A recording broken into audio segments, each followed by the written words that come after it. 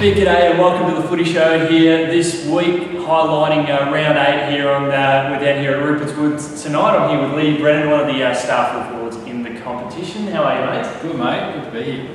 Fantastic, mate, and love the surroundings here at Rupo. It's a beautiful looking ground this time of year, mate. Yeah, it's not too bad. It's this time of year where it starts to go a little bit south of all the junior and the traffic that it gets, but it's a good place to play footy. How many juniors do you guys have playing on? A lot. There's, I think, Paul Ross, our president, said the other day there's about 11 games on the main oval just on Sunday alone. So it's, wow, it's in action all day. Oh, crikey. Well, it's the advantage of having a couple of games, mate. So yeah, a couple of grounds to play at. Now, a big weekend for the club. Obviously, you guys are playing up against Macedon, but something very special you guys are organising this weekend for us, the cystic fibrosis. Yep. I know tickets are already sold out, but tell us a bit about what's happening on Saturday night at Sunbury Bowling Club. Yeah, so what we've organised is basically it's like a cocktail party, that a major fundraiser for the Royal Children's Hospital Cystic Fibrosis Research Trust. It's a long name for basically a charity that organises funding for research straight into cystic fibrosis to find a cure. So it's something that's very close to myself. My partner Claire has cystic fibrosis. So that's the main reason why we've started this fundraiser, which is into its third year now. In the first year we raised $5,000, the second year we raised 11.5, and this year we've got over 200 people already coming to the night. So it's grown each year, which is fantastic, and it's good to see so many people from the community. The Rupertswood Football Club, Macedon Football Club, which is Claire's home club, have become heavily involved, as well as Diggs Rest Footy Club, who have a connection to CF as well. Sensational, mate. And tell us a little bit about what CF's all about for those who are a bit unfamiliar with the disease. Yep, so basically cystic fibrosis affects the lungs and the digestive system. It's basically like having a permanent lung infection. So it's something that's a genetic disorder, so you're basically born with it. And there's obviously different varying cases of it. So in Claire's case, she was diagnosed when she was 3 because of testing back then. Yep. And she basically has it, and there is a short lifespan with it, unfortunately, but you deal with it the best way you can. And it just involves different physio treatments, hospital admissions. So it's pretty life altering and changing sort of experience to be involved with somebody who has CF, and that's only half the sort of issue when somebody actually does live with the disease. So obviously Claire has to go through the unfortunate emotions of it all. What is it like being someone so close to the action and having to really care for the person who's got it? Yeah, so as you live with the person with it, so you're affected by CF 24 hours a day as well. So the night coughs, the sleepless nights, things like that. So it just becomes part of your life as well. Yep. But at the same time, I've got to think about how lucky I am to be a fully healthy person. And then doing things like the Rupo versus CF night is a little way that can help people who have CF hopefully one day find a cure. Sensational, mate. And obviously the footy club as well, since it's been here in the AFL, we've been privileged to see this really grow as well. How's the club really got behind it as well? Yeah, so the footy club, especially the players, have been absolutely fantastic because I've been here basically all my life. Yeah. All the boys know Claire. They know the ins and outs of how CF affects our lives, and they see that. So they're fully behind it, and I couldn't ask for any more support than what they give Claire and I. And Claire feels welcome to this club massively. She can walk in and have a drink with anybody she likes because she knows everybody here now, and they all support the cause. And it's just a really good way to bring the club and the outside community of the club together, and other football clubs together too, because it's sort of a disease that's not really known too much, but it does affect a lot of people in Australia. Well, it is a very life-changing thing. It's something you have to deal with day in, day out, and the fact that it is permanent. What's from your understanding and knowledge, what sort of steps in the medical world have been taken to perhaps reduce the symptoms?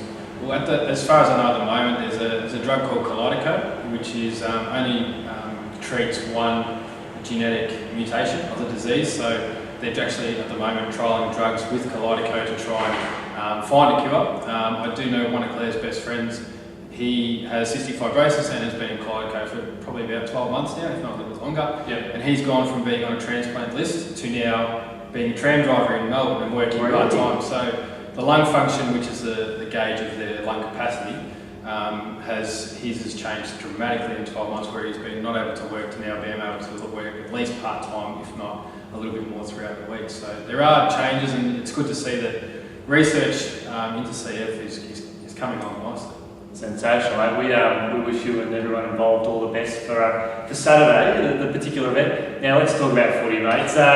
You guys are having a pretty good season at the moment. Your form's been pretty good as well, just bobbing up and kicking your 5s and 6s now and then. A very strong midfield at the club. Yeah, it's something we've been building, the last couple of years. Our last year in the amateurs, and obviously last year. Having Ben Jordan on board has been amazing for the club. He's really brought a really good game plan to the club. He's worked well with the midfielders and developing the young kids. I think we've had close to 5 or 6 debutants over the last 3 or 4 weeks. So those under 18 players that unfortunately missed out on a grand final last year and won a grand final, I think 9 in the amateurs, are now starting to filter through, which is building the depth for the club. And we do have a lot of midfielders, so that depth is always going to be well appreciated. One of my favourite players to watch last year, especially on an umpire in front under 18s, and I'm glad to see him step up, was Damien Sereni. It reminds me a bit of Ricky Henderson from over at Adelaide Crows. Just a really good in and under sort of player. How would you assess his development? Yeah, well, he's played, I think, his last 2 games, if not 3. So from what I've seen of him before he played his senior football, a very in and under, hard player, and it's something that we've prided ourselves on this year, is our contested ball work. So having Damon in straight into the midfield rotations and giving him that exposure as such a young kid, he's taken that head on, literally as well. So he's coming along really well, and he's just doing his bit for the team and playing his role. Sensational. And a couple of ex-Sudbury Kangaroos boys, former Rupo boys coming back in the fold. How's their progress going? Yeah, good. I think the round 1 clash was a bit of a head spin for him, and I think they settled back into the club really well. And they're great families to have back at the club that have been here, since I was playing juniors as well. So the McGoverns and the Bishops and to those people around the Allport. Campbell, unfortunately, was injured earlier in the year, but to have him back around as well was fantastic. The Monzels and those sort of families back at the club is fantastic. Simply sensational, mate. And obviously, Interleague weekend just a few weeks ago. 2 years back in the comp, or 2 years into the competition, you had a fair few reps in the team. Yeah, good atmosphere. Obviously, a lot of familiar faces, obviously around the team, when you got the ball coming down to you. Yeah, which was good. So I think Chamber hit me up one, which was really nice, and I think Brett Swallow was looking for me a couple of times. But to have 6 on the day representing the club is fantastic, and a testament to the work that the boys have put in. And to have 8 trained and be initially selected, with Noel and John just missing out, was fantastic for the club, and it shows the depth that we've got at the moment, which is good. And some good representatives in the under 18s as well. Yeah. I think Brody Pink just tearing it up again at his usual best. Unfortunately, the team itself didn't have the success, but good to see. I think there was 8 Rupo guys or something, a large number playing in that team. Yeah, that's fantastic. And that's our junior program coming through as well. So those 11 games that we mentioned before that were on the track.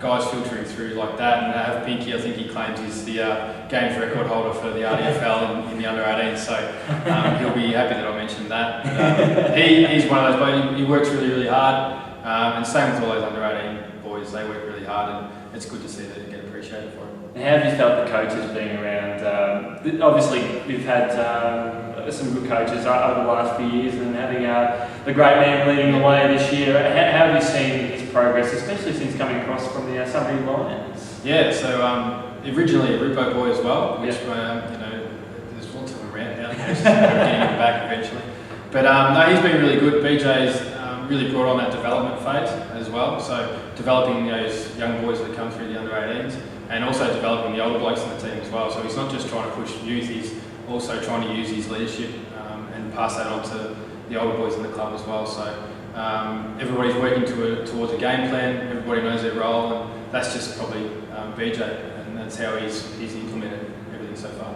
Well, it's great to see it's been a great acquisition. And speaking of great acquisition, Someone I've enjoyed running with over the journey, who's now president of the club, Paul Ross, obviously a former man in fluoro. Good to see his development sort of stepping up into the head role. Yeah, no, Rossi's been really good. He's brought a real business sort of mind to the club, which is especially coming across into the RDFL now with financial aspect of the club is higher than what it would be in the amateurs with player payments and things like that. So for Rossi to come across and his organisational skills and his management skills and his rapport with the players is fantastic. So to have somebody in charge like that has been fantastic, and to give Rob Morris a rest after I think it was 12, 13 years, which he was a great servant to the club as well. So and he's still heavily involved as well. So Rossi's been fantastic, and he's doing a great job so far. Sensational, mate. Well, lastly, obviously with Saturday night again, how much money are you looking to raise? Obviously, you've raised over 16 grand in the last few years. Are you looking to set the bar a little bit higher? Especially, I think you've got some auctions as well. Silent auctions. Yeah. So on the night, basically, our program is that everything is donated, so we don't have any overhead costs. I think the only thing it costs us is some food for the night. Yep. The bowling club have been fantastic in donating half of the cost of the food back and donating the venue for the night. Yep. So basically we've got some auction items, we've got footy show tickets, Channel 9 News Experience tickets, got a tour of the hangar as well. Oh yes. Thanks to my brother for that one. So yeah, some fantastic things. There's things for the girls as well, so MAC makeup products and hair things and all sorts of stuff, and gym memberships. So basically everything has been completely donated by some really generous people. In regards to setting a target, we sort of are appreciative for anything we raise on the night. If that means we don't reach the 11.5 grand that we had last year, so be it. But we're just grateful for whatever we can raise for CF Research. Excellent. Well, no doubt when we touch on the future, we'll be highlighting how amazing the night was and how disappointed plenty of people will miss out, because of course being the Tuesday, tickets are all gone. That's done. The line's been drawn through that one. So hopefully you get some disappointed people who will gear up for the next one. That's it. And so if they still want to donate, they can go to the Rupertswood versus CF Facebook page, or on Twitter, or get in contact with myself via phone or email. Sensational, mate. Leigh, thanks for joining us here on the Footy Show this week.